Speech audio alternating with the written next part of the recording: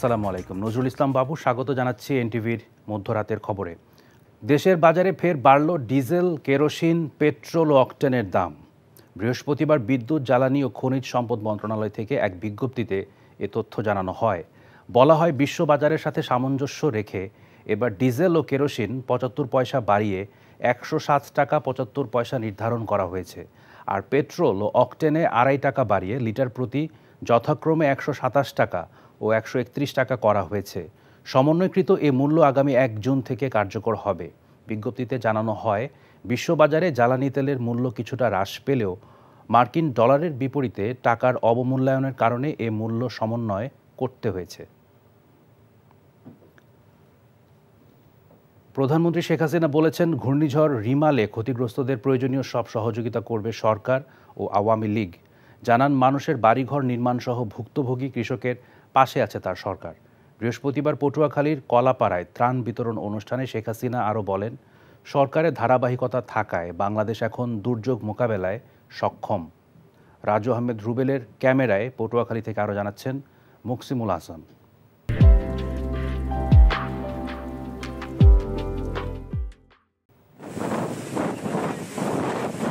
ঘূর্ণিঝড় রিমালের তাণ্ডবে লণ্ডভণ্ড দেশের দক্ষিণ উপকূল। জলোচ্ছ্বাসে বাঁধ ভাঙে, লবণ পানিতে প্লাবিত হয় মাছের ঘের, ফসলি জমি আর লাখো মানুষের বাড়িঘর। সব মিলিয়ে হুমকির মুখে উপকূলের ১৯ জেলার ৩৮ লাখ মানুষের জীবন ও জীবিকা। ঘূর্ণিঝড় শেষ হওয়ার ৩ দিনের মাথায় পিরোজপুরের মঠবাড়িয়া এবং বরগুনার পাথরঘাটার দুর্যোগ কবলিত এলাকা পরিদর্শন করেন প্রধানমন্ত্রী শেখ হাসিনা। হেলিকপ্টার যোগে পটুয়াখালীর খেপুপাড়া পৌঁছে প্রধানমন্ত্রী যখন ঘূর্ণিঝড়ে ক্ষতিগ্রস্তদের সামনে, কলাপাড়া সরকারি মোজাহার উদ্দিন ডিগ্রি কলেজ মাঠ ততক্ষণে জনসমুদ্র। ত্রাণ বিতরণ কার্যক্রম পরিণত হয় জনসভায়। ঘূর্ণিঝড়ে ক্ষতিগ্রস্তদের পাশে দাঁড়ানোর জন্য সংশ্লিষ্ট ব্যক্তি এবং প্রতিষ্ঠানকে ধন্যবাদ জানান শেখ হাসিনা। সেই সাথে রিমালের ক্ষতি কাটিয়ে ঘুরে দাঁড়ানোর জন্য প্রয়োজনীয় পদক্ষেপ নেওয়ার কথাও জানান সরকার প্রধান। যেখানে যেখানে যাদের বাড়ি ঘর ভেঙেছে তারা যাতে ঘর বাড়িগুলি আবার মেরামত করতে পারেন, আবার নির্মাণ করতে পারেন, সেই ব্যবস্থাও ইনশাল্লাহ আমি করে দেব। অন্তত এইটুকু ভরসা আপনারা রাখবেন। আমাদের ভাগ্য ভালো যে ধান কাটা শেষ হয়ে গিয়েছিল, কিন্তু তারপরেও তরি তরকারি ফসল যেগুলি নষ্ট হয়েছে, কৃষক যাতে আবার সেগুলি বপন করতে পারে, তার জন্য বীজ সারের যা যা লাগে সব ব্যবস্থা ইনশাল্লাহ আমি করে দেব। নতুন উদ্যমে আবার যেন আপনারা চাষবাস করতে পারেন। যারা ক্ষতিগ্রস্ত তাদের ক্ষতিটা পুড়িয়ে নেওয়ার জন্য যা যা দরকার সেটা আওয়ামী লীগ করবে, আমাদের সরকার করবে, সেটা আমি আপনাদের পাশে আছি বলতে পারি। শেখ হাসিনা বলেন, আওয়ামী লীগ সরকারে আসার পর মানুষের কল্যাণে কাজ করে যাচ্ছে। জনকল্যাণই তার সরকারের একমাত্র লক্ষ্য। বলেন, উন্নয়ন ও সমৃদ্ধির পথে এগিয়ে যাচ্ছে দেশ। এই অঞ্চলটার সার্বিক উন্নয়নে আওয়ামী লীগ সরকার এসেছে বলেই সেটা সম্ভব হয়েছে। এর আগে তো অনেকেই ছিল, কেউ তো এদিকে দৃষ্টি দেয়নি। এই অঞ্চলের মানুষ প্রতিনিয়ত প্রকৃতির সাথে যুদ্ধ করে বেঁচে থাকে, প্রতিনিয়ত জীবন যুদ্ধে লিপ্ত হয়। আজকে ধারাবাহিকভাবে গণতন্ত্র আছে বলেই দুর্যোগ দুর্বিপাকে আমরা মানুষের পাশে দাঁড়াতে পারি। ধারাবাহিকভাবে গণতন্ত্র আছে বলেই মানুষের আর্থসামাজিক উন্নতি হয়। দেশের উন্নতি আজকে বলার কিছু নেই, আপনারা নিজেরাই জানেন। পরে প্রধানমন্ত্রী আন্দারমানিক নদীর উপর নির্মিত শেখ কামাল সেতু পরিদর্শন করেন এবং বিভাগীয় সরকারি ঊর্ধ্বতন কর্মকর্তাদের সাথে সভা করেন। ঘূর্ণিঝড় রিমেল যে ক্ষতি করেছে দক্ষিণ উপকূলের এই জনপদের মানুষের, সেই ক্ষত কাটিয়ে উঠে সেই ক্ষতি পুষিয়ে নিতে হয়তো অনেকটাই সময় লাগবে এখানকার মানুষের। তবে তারা বলছেন, বারবার বন্যা, ঝড়, খরা, জলোচ্ছ্বাসের সঙ্গে মোকাবেলা করা এই মানুষগুলোর জন্য সরকার প্রধানের এই সফর বাড়তি প্রেরণা হিসেবে কাজ করবে। Muksimul Hasan, NTV news, Kalapara, Patuakhali.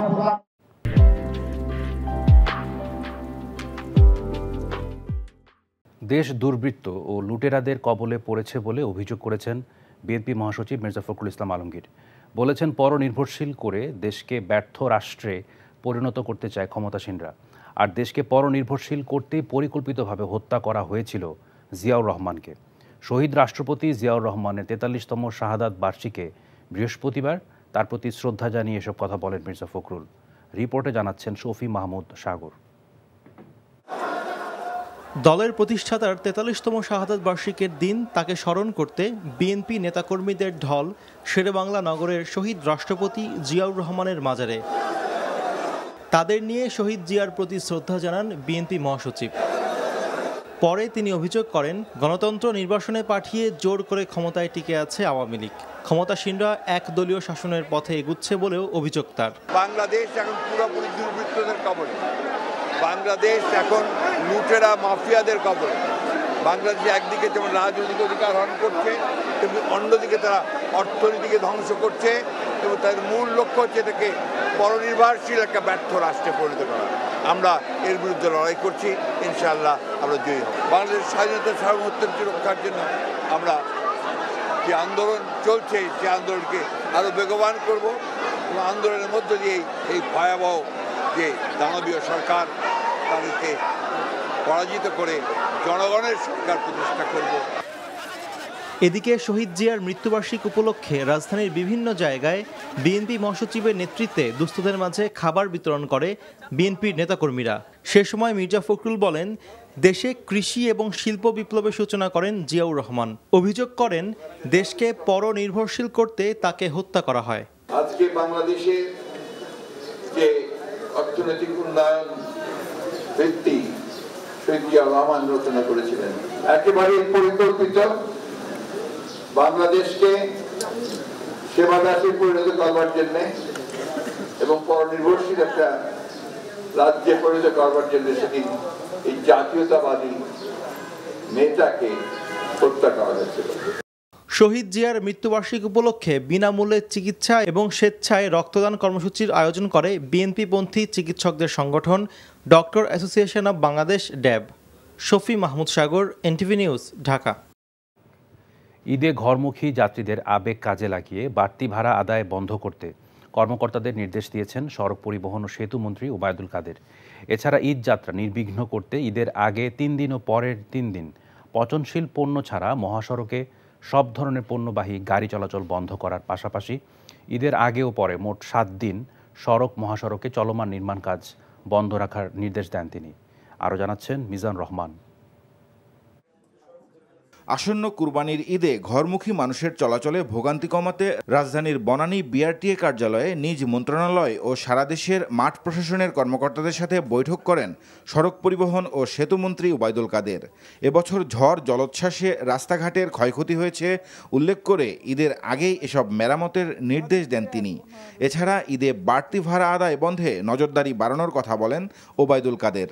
তখন বাড়ি যেতেই হবে, ভাড়া অতিরিক্ত দাবি করলে হয়তো তার ভাড়াটা দিয়ে আর কোনো টাকাই থাকবে না। এমন অনেক মানুষ আছে। এখন জনগণের স্বার্থ,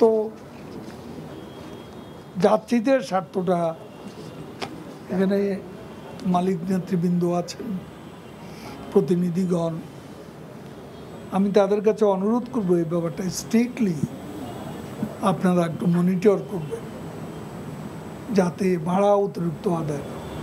যানজট কমাতে মহাসড়কে প্রতিবন্ধকতা সৃষ্টিকারী অস্থায়ী পশুর হাট স্থাপন রোধ করতে জেলা প্রশাসক ও পুলিশ সুপারদের নির্দেশ দেন মন্ত্রী। এছাড়া ঈদযাত্রা নির্বিঘ্ন করতে ঈদের আগের 3 দিন ও পরের 3 দিন পচনশীল পণ্য ছাড়া মহাসড়কে সব ধরনের পণ্যবাহী গাড়ি চলাচল বন্ধ করারও নির্দেশ দেন ওবায়দুল কাদের। নির্মীয়মান যে রাস্তাগুলো, সেই রাস্তাগুলোর কাজ অন্তত 7 দিন বন্ধ রাখত। পচনশীল দ্রব্য, গার্মেন্টস, যেটা আমরা প্রতিবারই করে থাকি, এইসব গাড়ি, পণ্যবাহী গাড়িগুলো চলবে। অন্যান্য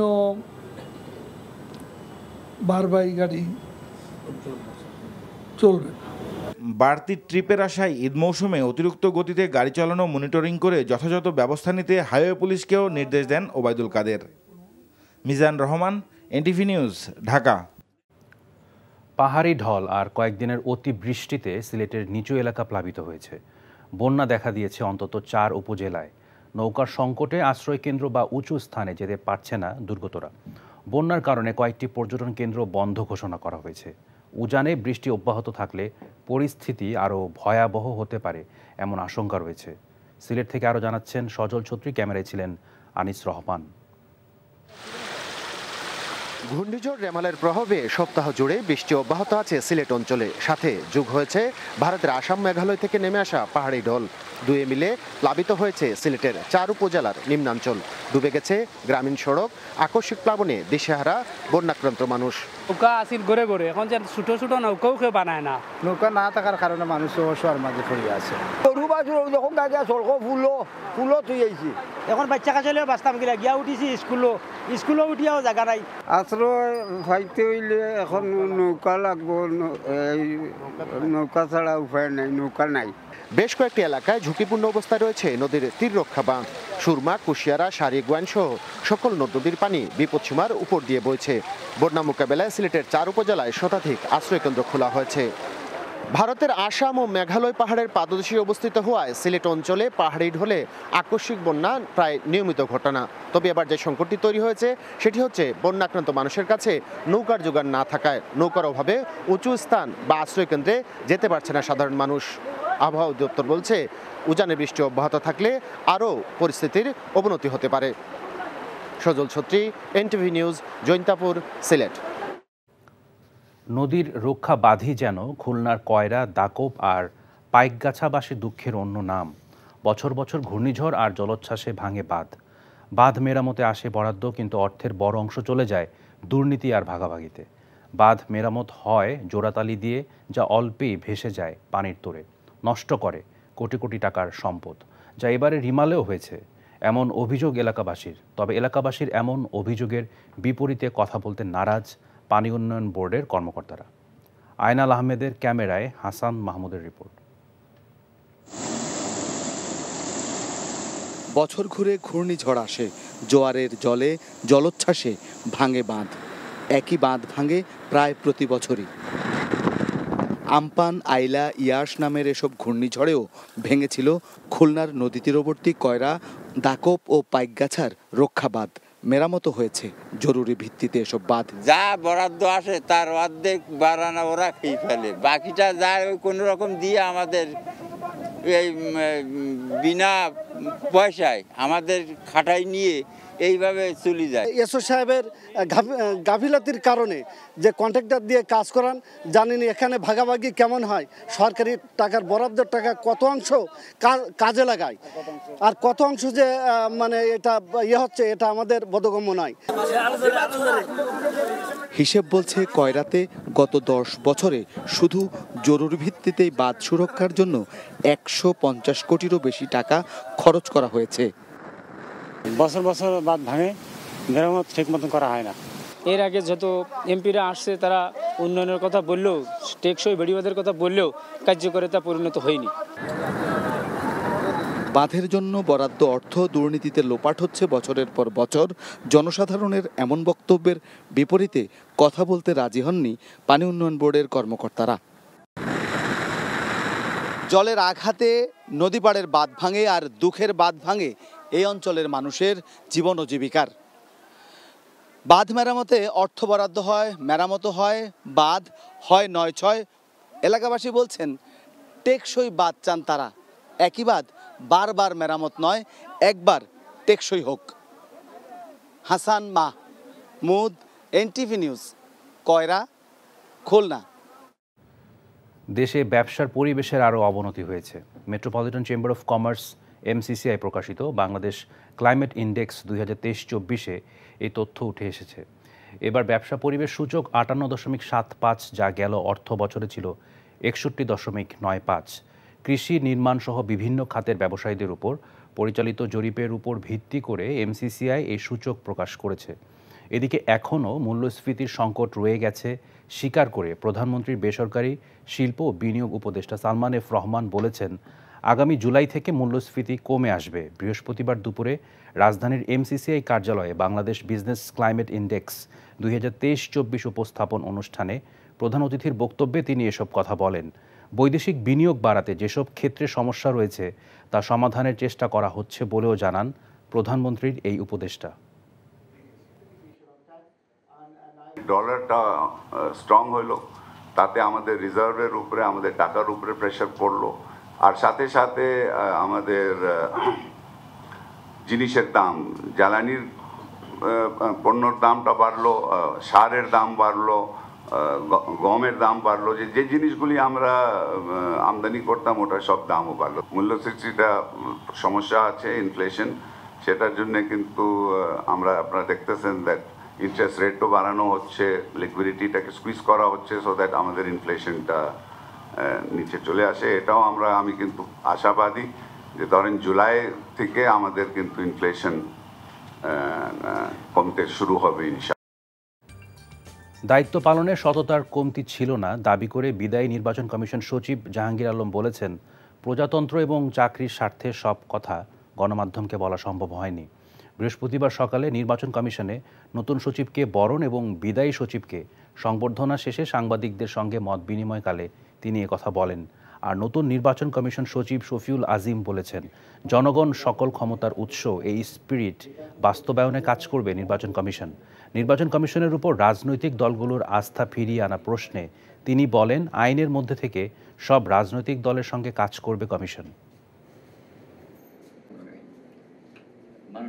আমরা তো রাজনীতির ভিতরেই বসবাস করি এবং এটি গণতন্ত্রের বিউটি, এবং আমরা এটি যখন মাঠ পর্যায়ে কাজ করছি তখন থেকে রাজনীতিবিদদের সাথে আমাদের কাজ করতে হয়, তাদের নেতৃত্বে আমরা কাজ করি এবং গণতন্ত্রে এটাই সৌন্দর্য। এবং আমাদের কাজটা করার ক্ষেত্রে আমরা আইন এবং আমাদের সংবিধান মেনে চলি। এই গণতন্ত্রের সরকার, রাজনৈতিক দল, প্রতিষ্ঠান সবগুলি হলো কিন্তু আপনার মিলিয়েই জনগণকে সেবা দেয় আমাদের কাজ। আসন্ন ঈদুল আজহায় পশু কোরবানির পরদিন সূর্যোদয়ের আগেই বর্জ্য অপসারণ করার নির্দেশনা দিয়েছেন স্থানীয় সরকার ও পল্লী উন্নয়ন সমবায় মন্ত্রী তাজুল ইসলাম। এরপর যেন কোথাও কোনো ধরনের বর্জ্য না থাকে সেই বিষয়েও হুঁশিয়ারি দিয়েছেন তিনি। বৃহস্পতিবার দুপুরে সচিবালয়ে পশুর হাট ব্যবস্থাপনা, নির্দিষ্ট স্থানে পশু কোরবানির বাস্তবায়ন করা ও কোরবানির বর্জ্য ব্যবস্থাপনা নিয়ে সার্বিক প্রস্তুতি পর্যালোচনা সভায় তিনি এ নির্দেশনা দেন।